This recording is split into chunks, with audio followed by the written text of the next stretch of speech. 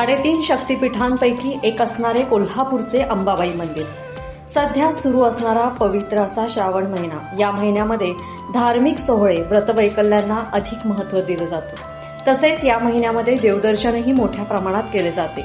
कोल्हापुरातील अंबाबाई मंदिरात देवीच्या दर्शनासाठी महाराष्ट्रासह इतर राज्यातून श्रावण महिन्यात मोठ्या संख्येने भाविक येतात. सध्या मात्र अंबाबाई मंदिराच्या संवर्धनाचे काम सुरू असल्याने अनेक देवदेवतांचे दर्शन भाविकांना घेता येत नाहीये. कोल्हापुरातील अंबाबाई मंदिर हे हेमाडपंथी स्थापत्य शैलीत बांधण्यात आलंय. मंदिरातील नक्षीकाम पाहणाऱ्याला थक्क करणारे असेच आहे.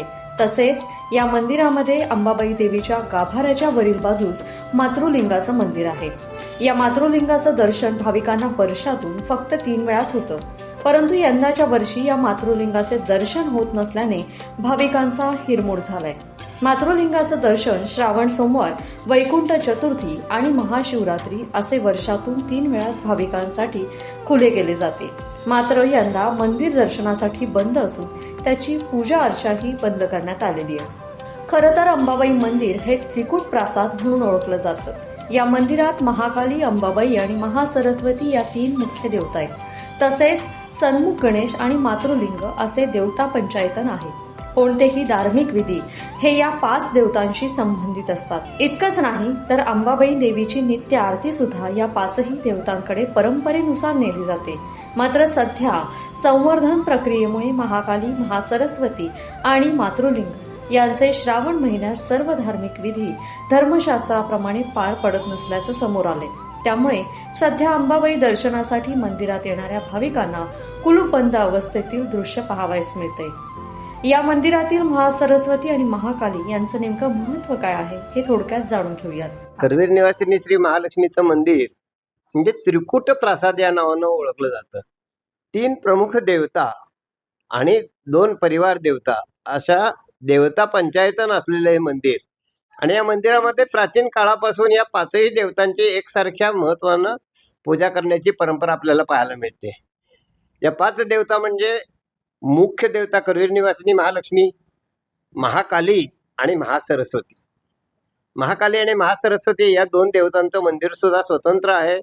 या मंदिराला स्वतंत्र प्रदक्षिणा मार्ग पण आहे आणि याच्या स्वतंत्र उपासना पद्धती पण आहेत. श्रीविद्येची उपासना किंवा शक्तीची कुठल्याही पद्धतीने कुठल्याही मार्गाने उपासना करताना या 3ही देवतांचं एकत्रित आवाहन केलं जातं. करवीर निवासिनीच्या नित्य आरतीमध्ये सुद्धा त्याला त्रिगुणात्मिका म्हटलेलं आहे. आणि या त्रिगुणात्मिकेतल्या असलेल्या 3 रूपापैकी फक्त एकाच रूपाची पूजा चालू झालेली आहे. आणि काही कारणामुळं, संवर्धनाच्या कारणामुळं महाकाली आणि महासरस्वती या 2 देवतांची प्राणतत्व उतरवून ठेवण्यात आलेली आहेत. पुन्हा ती प्रतिष्ठापित झालेली नाहीत आणि म्हणून या 2 देवतांची पूजा बंद आहे. आणि याचा सरळ सरळ अर्थ असा होतो की या मंदिरामधले धार्मिक विधी अपूर्ण आहेत, त्याला पूर्णत्व नाही. किती काळ हे अपूर्ण ठेवायचे, कोणाच्या परवानगीनं अपूर्ण ठेवायचे, त्याला धर्मशास्त्राचा काही आधार घेतलाय किंवा नाही घेतलेला, या सगळ्या गोष्टीचा विचार करायला पाहिजे. प्राण उतरून ठेवले आणि मंदिराच्या संवर्धनाचं काम उघडून ठेवलं, मग ते जेव्हा सवड मिळेल तेव्हा प्राण बसवायचे असं असत नाही. एखाद्या देवता मूर्तीचे प्राण आपण उतरतो तेव्हा त्या देवतेला संकल्प केलेला असतो की पुन्हा त्याच महिन्याचे पूर्तता होईपर्यंत किंवा त्या 28 दिवसाच्या कालावधीमध्ये पुन्हा त्या मूर्तीला प्राणप्रतिष्ठा करून पुन्हा त्याची पूजा सुरू करू. हा संकल्प केला गेलेला नाही, हा संकल्प पाळला गेलेला नाही, देवाला दिलेला संकल्प पाळला गेलेला नाही. म्हणून धार्मिक विधीचं मार्गदर्शन व्यवस्थित घेऊन ताबडतोब या 2 देवतांची पूजा सुरू केली पाहिजे, तरच करवीर निवासिनी महालक्ष्मी मंदिरामधल्या धार्मिक परंपरांचं पालन केलं जाईल. अंबाबाई मंदिरात सुरू असणारे संवर्धनाचे काम सध्या कोल्हापुरात चर्चेचा विषय ठरले. इथं सुरू असणारे काम ज्याबाबत वेळोवेळी कोल्हापूरकरांनी प्रश्न उपस्थित केलाय. कारण येथील अनेक पुरातन अवशेष, देवदेवतांच्या मूर्त्याही हलवण्यात आल्यात. त्यामुळे पुरातत्व विभागाने नेमके संवर्धन कसे केले असा सवाल विचारला जातोय.